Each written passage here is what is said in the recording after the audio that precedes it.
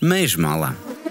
Šī ir mežmala. Pakāpeniski pāreja starp mežu un atklāto ainavu, ko veido koki, krūmi un lakstaugi. Šāda meža saskara ar lauku, pļauju vai purvu Latvijas ainavā ir bieži sastopama. Mežmala nereti veidojas arī vietās, kur mežu šķērso lielāki ceļi. Mežmalai ir raksturīga plaša sugu daudzveidība.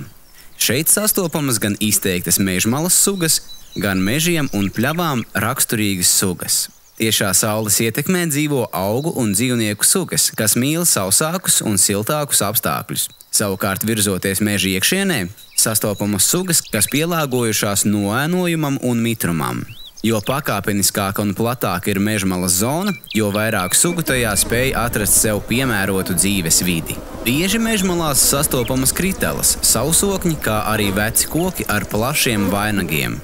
Tur nodrošināti dzīves apstākļi daudzām gaismu mīlošajām ķērpju un kukaiņu sugām. Pavasarī mežmalā ziedošie krūmi nodrošina kukaiņus ar nektāru un putekšņiem. Kukaiņi, kas šeit barojas, vairojas un pārziemo, piesaista sīkos zīdītājus un daudzos putnus. Rožvaboles, praulgrauži un daudzi koksngrauži dzīvo mežā, dobumainos kokos vai atmirušā koksnē, bet izlido baroties uz ziedošiem augiem.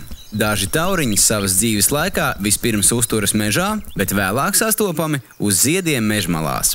Mežmala ir ligzdošanas un barošanās vieta dažādu sugu putniem. Bieži to ēdienkarte sastāv no kukaiņiem, augļiem un ogām.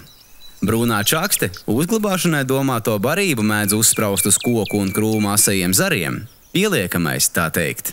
Staigājot pa mežmalu, lielo koku zaros nereti gadās pamanīt plēsīgos putnus, kas vēro apkārtni medījuma ieguvēji.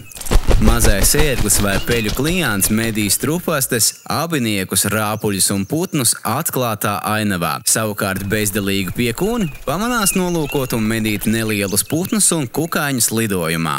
Mežmala ir meža mētelis, kas to sargā no stipra vēja vai krasām temperatūras svārstībām, veido uguns barjeru, kā arī nodrošina mājvietu tādām augu un dzīvnieku sugām, kas citos apstākļos nespētu izdzīvot. Esi saudzīgs un patīkams meža ciemiņš!